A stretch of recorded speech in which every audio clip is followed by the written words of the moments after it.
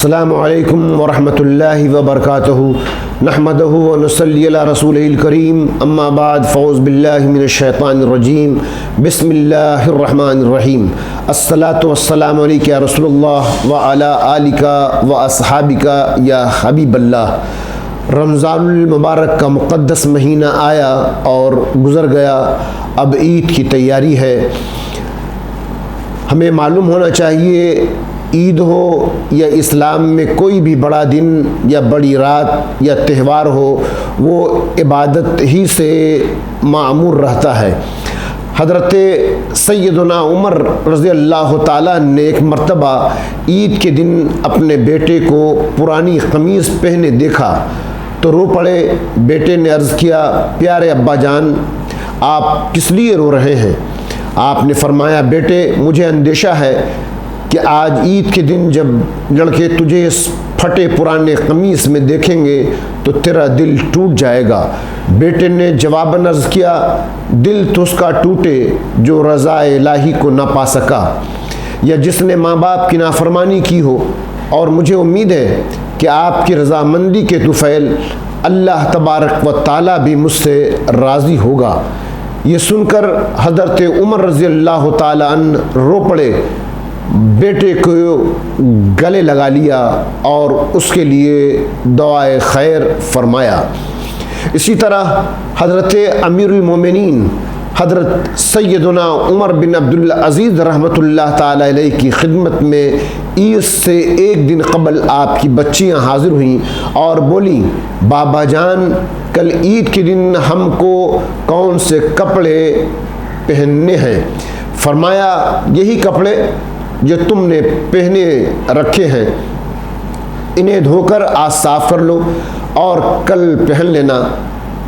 نہیں بابا جان، آپ ہمیں نئے کپڑے بنوا دیجئے۔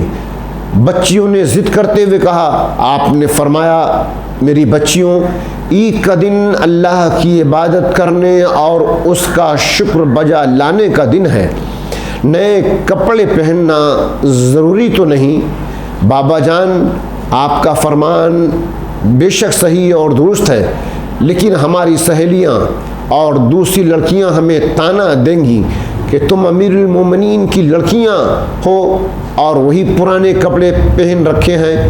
یہ کہتے ہوئے بچیوں کی آنکھوں میں آنسو بھر آئے۔ بچیوں کی باتیں سن کر امیر المومنین کا دل بھر آیا۔ آپ نے خازن کو بلا کر فرمایا، مجھے میری ایک ماہ کی تنخواہ پیشگی لا دو۔ خازن نے عرض کی، حضور کیا آپ کو یقین ہے کہ آپ ایک ماہ تک زندہ رہیں گے؟ آپ نے فرمایا، جزاک اللہ، تو نے بے شک عمدہ اور صحیح بات کہی۔ خازن چلا گیا۔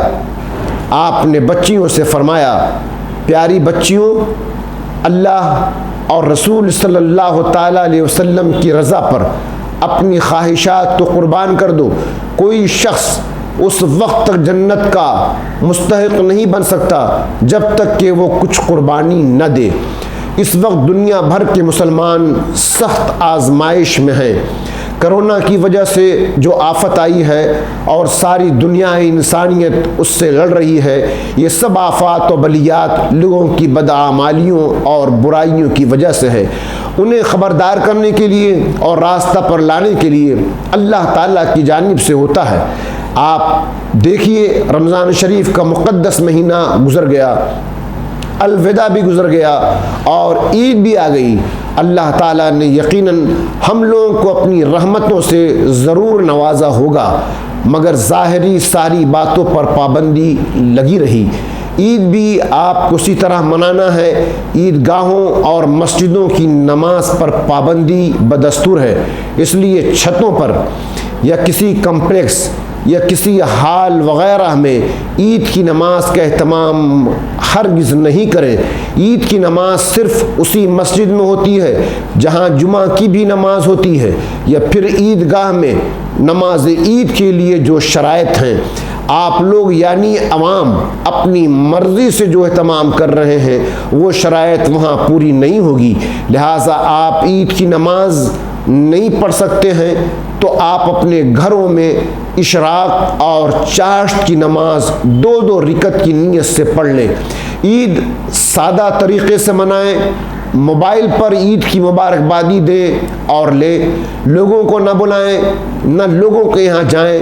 اس کرونا میں دوری بنائے رکھنے کا سلسلہ ابھی تک جاری ہے، اور اللہ تعالیٰ نے اس قدر بڑی آزمائش میں ڈالا ہے تو دعا کریں اور اپنے گھروں کی اصلاح کریں کہ آپ اللہ اور رسول کی نافرمانی نہیں کریں گے۔ سڑکوں پر بھیڑ بھاڑ، ناچ گانا، باجا اور دیگر خرافات سے اپنے کو بھی بچائیے اور لوگوں کو بھی منع کیجیے۔ خصوصی طور پر اسلامی بھائیوں اور بہنوں سے گزارش ہے کہ ابھی بھی اللہ تعالیٰ کی بے شمار رحمتوں کے ساتھ ہم لوگوں کی زندگی گزر رہی ہے، اس کا عذاب سخت اور بہت سخت ہے۔ نمازوں، تلاوتوں اور دعاؤں کا سلسلہ جاری رکھیے۔ اے برادران اسلام، آپ سے دست بستہ میری گزارش ہے کہ اللہ تبارک و تعالیٰ کو راضی کر لیجئے۔ اللہ ناراض ہے، اللہ ہم سے خفا ہے۔ اگر اللہ تعالیٰ کو ہم راضی کر لیں گے تو دنیا اور آخرت میں ہمارے لیے ہی بھلائی ہے۔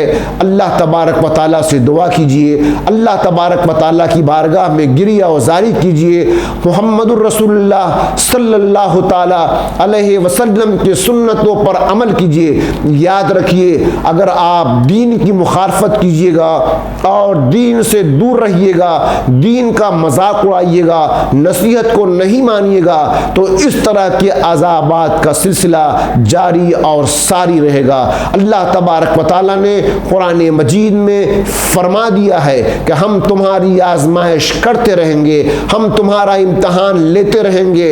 ابھی یہ ہم پر ہے کہ ہم اللہ تبارک و تعالیٰ کی نافرمانی کس طرح نہ کریں اور اللہ تبارک و تعالیٰ کی فرما برداری کریں اور حضور صلی اللہ تعالیٰ علیہ وسلم کے بتائے ہوئے راستے پر چلیں، تاکہ اللہ تبارک و تعالیٰ دنیا میں بھی ہمیں عزت عطا فرمائے اور آخرت میں بھی عزت عطا فرمائے۔